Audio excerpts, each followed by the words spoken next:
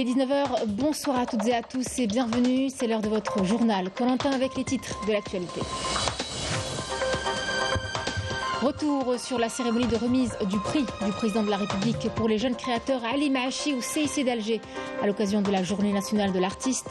Une cérémonie présidée par le président de la République à qui un hommage a été rendu. Il a également été question de mettre l'accent sur l'importance de l'écriture du parcours historique de la troupe artistique du FLN.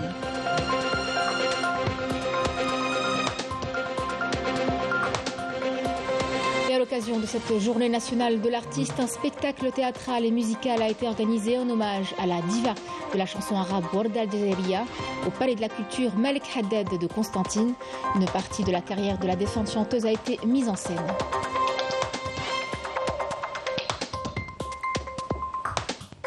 Nous vous parlerons par la suite de la date algérienne qui occupe une place de choix sur le marché mondial. Avant de vous parler des 100 000 quintaux de céréales attendus cette saison à Tlemcen et de cette campagne de vaccination massive contre la fièvre afteuse à Oum al-Bouaghi pour protéger le cheptel.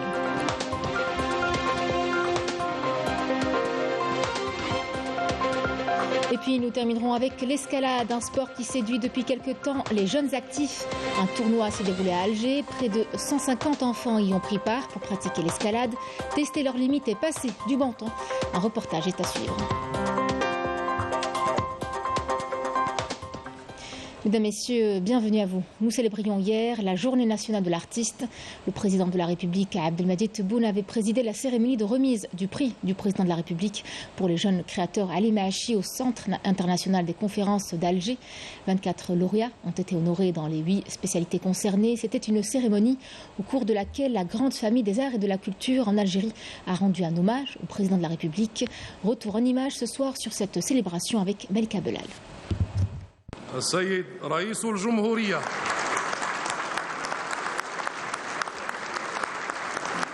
Célébrer le 8 juin de chaque année, la journée nationale de l'artiste constitue une halte pour évaluer tout ce qui a été réalisé par notre pays dans le domaine de la culture et les mesures prises par les pouvoirs publics pour répondre aux préoccupations des artistes. Le prix qui porte le nom de Ali Maachi distingue chaque année les meilleures œuvres littéraires, poétiques, plastiques, cinématographiques, musicales, théâtrales ou encore chorégraphiques proposées par de jeunes talents afin de les encourager et les accompagner. Pour sa part, la grande famille des arts et de la culture a tenu à rendre hommage au président Abdelmadjid Tebboune en lui remettant une toile du célèbre plasticien algérien Hamza Bounoua, une œuvre contemporaine explorant l'esthétique de la calligraphie arabe. Cette toile a été remise au président Tebboune par deux grandes figures du cinéma et du théâtre algérien, Fatima Hlilou et Sid Ahmed Dagoumi, au nom de la famille artistique. La famille artistique a souligné que la tenue de cette cérémonie de distinction sous la présidence du président de la République lors de la journée nationale de l'artiste témoigne du grand intérêt voué par le président de la République aux jeunes créatifs, estimant que le président Tebboune a donné plus de valeur à ce prix et aux artistes, notamment à travers l'avant-projet des statuts liés à l'artiste en phase de finalisation, qui constitue un couronnement des efforts de la famille artistique et intervient dans le cadre de la mise en œuvre des engagements du président de la République en matière de valorisation du métier d'artiste et de tous les acteurs dans le domaine de la culture et de promotion de leur rôle social et de leur statut juridique. À maintes reprises, le président de la République avait souligné son attachement à ce que la nouvelle loi sur l'artiste comporte des mécanismes de prise en charge des aspects sociaux de tous les créateurs algériens dans tous les types d'art en guise de reconnaissance de leur rapport et de la belle image qu'ils reflètent de l'Algérie. Et à la faveur de la cérémonie, le président de la République, Abdelmadjid Tebboune, a également échangé avec quelques figures du monde des arts et de la culture. Une occasion pour le président d'écouter aux préoccupations de la famille artistique qui a fait part également au président des travaux et projets à venir, d'autant plus que l'Algérie abritera maintes événements dans différents domaines, ce qui constitue une tribune pour promouvoir le riche patrimoine culturel, matériel et immatériel que recèle notre pays.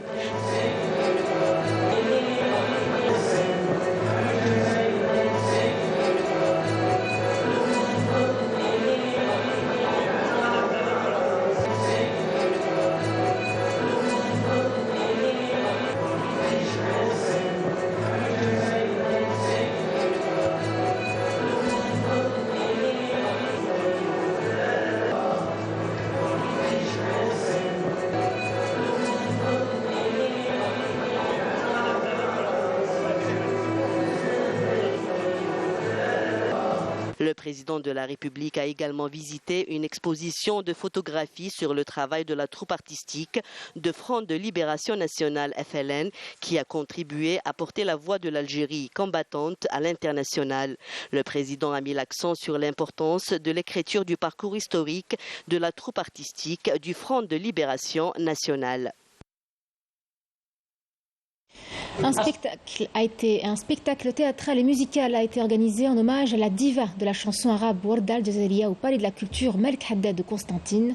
Une partie de la carrière de celle qui a porté haut la chanson algérienne hors de nos frontières a été mise en scène, suivie d'une cérémonie en l'honneur de nombreux artistes. Couverture, Ismaël Ben Qaidia. À l'occasion de la Journée nationale de l'artiste, un vibrant hommage a été rendu à la diva de la chanson algérienne Warda à travers une opérette qui a mis en évidence une partie de la carrière de la chanteuse.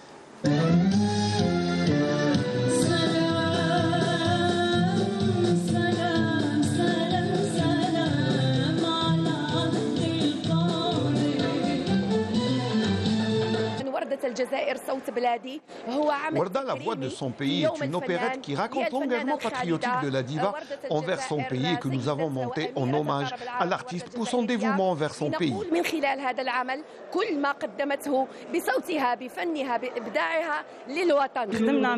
Toute une équipe d'artistes professionnels, on était comme une famille, de pouvoir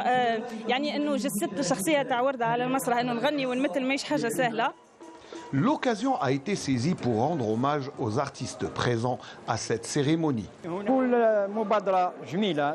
C'est une très belle initiative et je les remercie pour ce geste qui est d'honorer des artistes surtout de leur vivant et non pas à titre posthume. Mon vœu était d'être honoré pour la première fois dans ma ville natale et c'est chose faite, Dieu merci. J'espère qu'il y en aura d'autres et que d'autres artistes constantinois seront également honorés.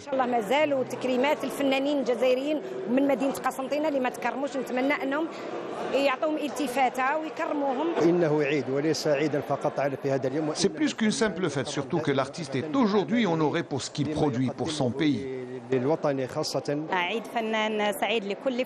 Je souhaite une bonne fête à tous les artistes, qu'ils soient comédiens, plasticiens ou musiciens, en leur souhaitant une excellente carrière artistique.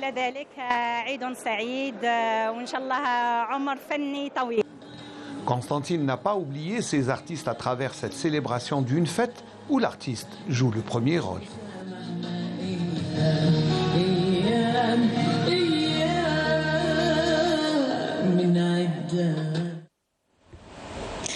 Le ministre de l'Agriculture et du Développement rural, Mohamed Abdelhafid Henni, a été reçu à Caracas par le président de la République bolivarienne du Venezuela, Nicolás Maduro.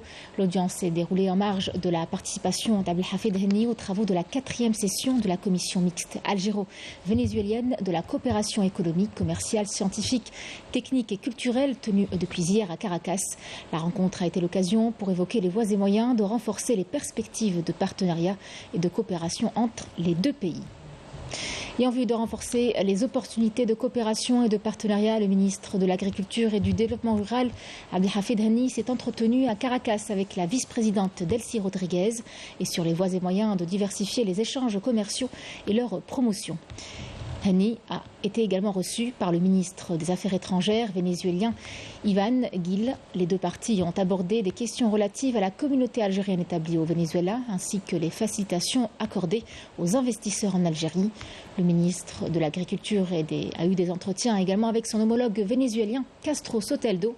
Une rencontre au cours de laquelle les deux ministres ont examiné plusieurs questions d'intérêt pour les deux pays, notamment celles concernant la communauté algérienne au Venezuela ainsi que la facilitation de l'investissement en faveur de la partie vénézuélienne. Intéressons-nous à présent à cet or inépuisable du désert que sont les dattes algériennes. Elles occupent une place de choix aujourd'hui. Parmi les nombreux pays producteurs, l'Algérie se distingue par la qualité exceptionnelle et authentique de ce fruit qui connaît un franc succès dans le monde avec un volume d'exportation dépassant les 80 000 tonnes en 2021. Rina Lorari.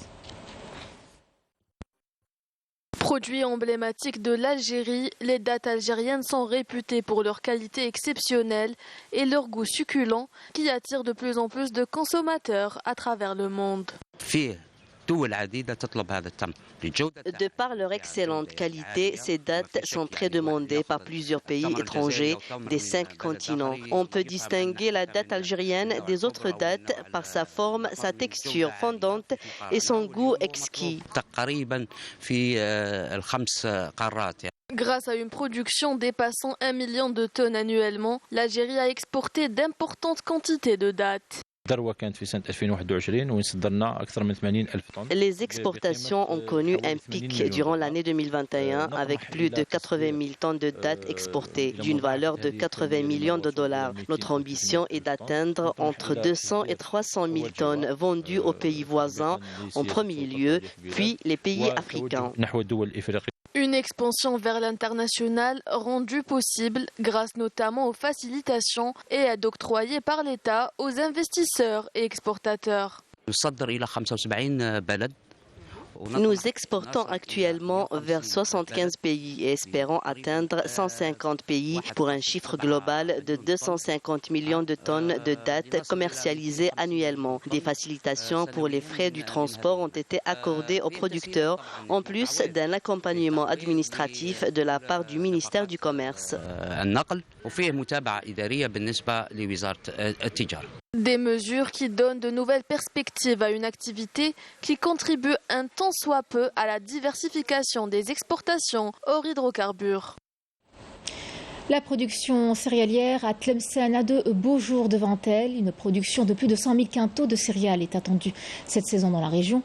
De bonnes prévisions qui s'expliquent par la vaste campagne de sensibilisation au profit des agriculteurs qui a été menée par la direction des services agricoles de la wilaya de Tlemcen, en plus de certaines aides de l'État. Melika Belal. Malgré la sécheresse et la faible pluviométrie enregistrée cette année, Tlemcen espère réaliser une récolte de plus de 100 000 quintaux de céréales.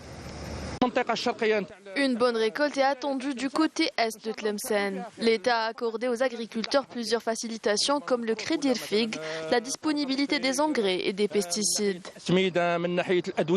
La direction des services agricoles a mené une vaste campagne de sensibilisation au profit des agriculteurs, surtout durant la période labour-semaille. Et Dieu merci, cela a donné de bons résultats. L'opération de moisson-battage a été précédée par d'autres opérations comme le stockage de la récolte dans de bonnes conditions. La superficie totale destinée à la céréaliculture cette saison 2022-2023 s'élève à 100 481 hectares. Nous avons mis à la disposition des agriculteurs tous les moyens nécessaires pour réussir leur saison, comme les engrais et les équipements.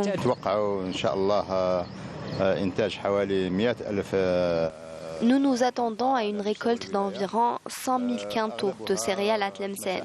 Une bonne partie de cette récolte provient des surfaces irriguées et pour garantir le succès de cette campagne moisson-battage, 330 moissonneuses, 5 000 tracteurs et 1 000 camions ont été mobilisés en plus de 21 points de stockage. En prévision de la prochaine saison agricole, une partie de la récolte de cette année sera utilisée comme des semences. Oum El-Bouaghi lance une campagne de vaccination massive contre la fièvre afteuse pour protéger son cheptel.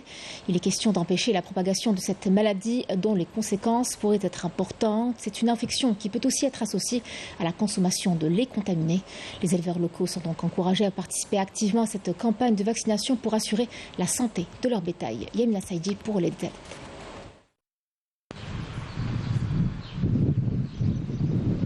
Dans ces écuries situées à Ouled Hamla, une équipe vétérinaire se charge du contrôle sanitaire des animaux. Ici, tout est passé au crible, hygiène des lieux et santé du bétail. Et afin de prévenir tout cas de fièvre afteuse, une large campagne de vaccination est en cours. Notre seul souci est la bonne qualité du lait. La fièvre afteuse peut contaminer le lait, ce qui représente un danger pour les consommateurs. C'est la raison pour laquelle le bétail est vacciné chaque 6 mois.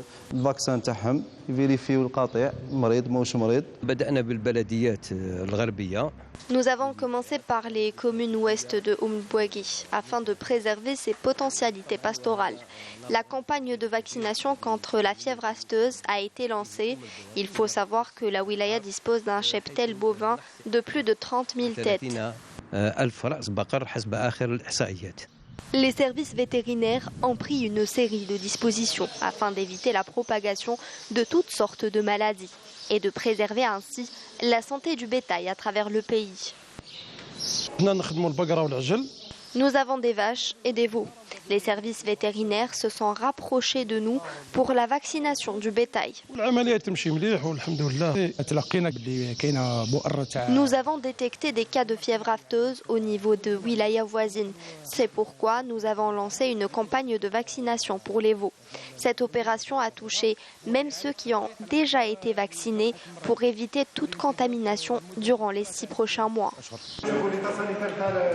Un contrôle vétérinaire rigoureux et régulier demeure ainsi la meilleure prévention pour prévenir sans cheptel contre tout type de maladie. Les arts sont à l'honneur ce soir. Nous nous sommes intéressés à Monsef Guita, un artiste peintre algérien pour qui le goût de l'art et des belles choses ont eu une profonde empreinte. L'artiste a donné corps et vie à sa passion. Ses peintures nous invitent en tout cas dans un univers d'émotions où les extrêmes se côtoient et fusionnent dans une belle harmonie. Fril Hamdi a été à sa rencontre. Regardez. C'est à la galerie d'art Ezzouar que nous avons rencontré Monsef Guita, un artiste peintre, sculpteur et poète, un docteur en biologie qui a goûté très tôt à la magie de l'art. Eh bien, c'est une vieille histoire d'amour entre moi et la peinture, depuis l'enfance pratiquement. J'ai toujours pratiqué le dessin, la peinture, et depuis ma retraite anticipée, je m'adonne 100% à la peinture et à la poésie aussi. En tout cas, Monsef Guita ne s'est jamais détourné de ses premiers amours artistiques et le chevalet.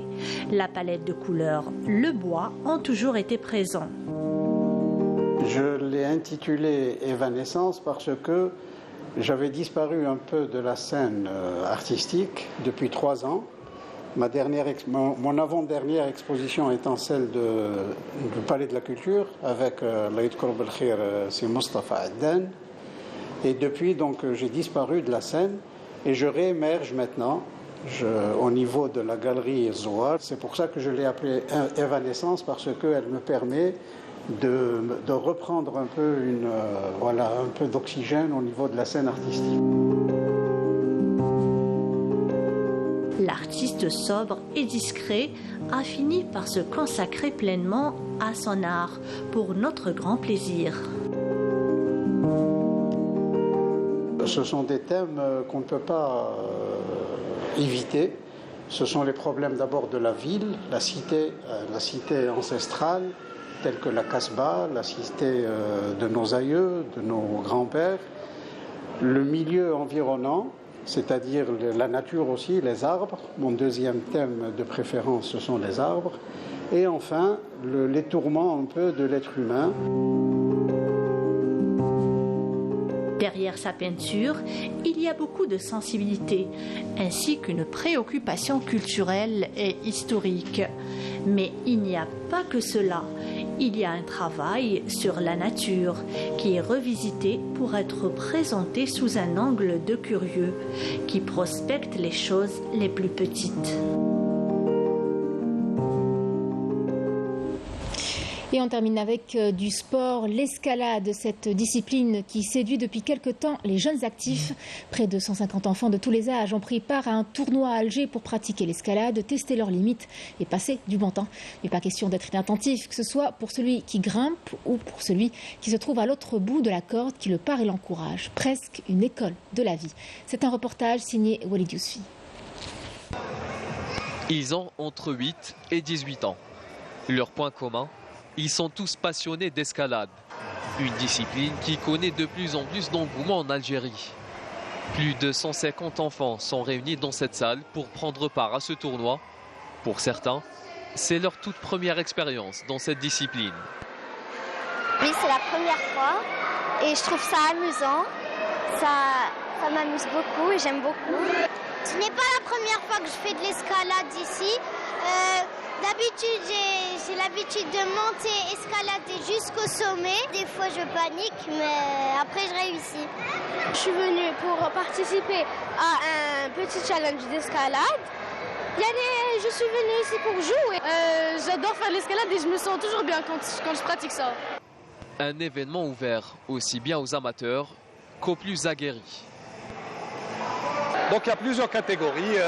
Nous avons des catégories de U8 à U18 et ça se passe sur 2 étapes. Donc, la première étape, c'est les qualifications, la deuxième, c'est les finales.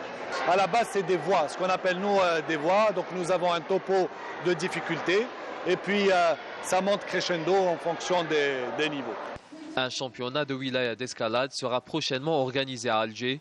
Que vous soyez jeune ou vétéran, la seule condition pour y participer est d'être mordu de cette discipline. C'est ainsi que se referment les pages de cette édition. Merci de l'avoir suivi. Je vous retrouverai demain pour l'édition du soir 19h. À midi, vous retrouverez Mounelal. Excellente soirée à tous.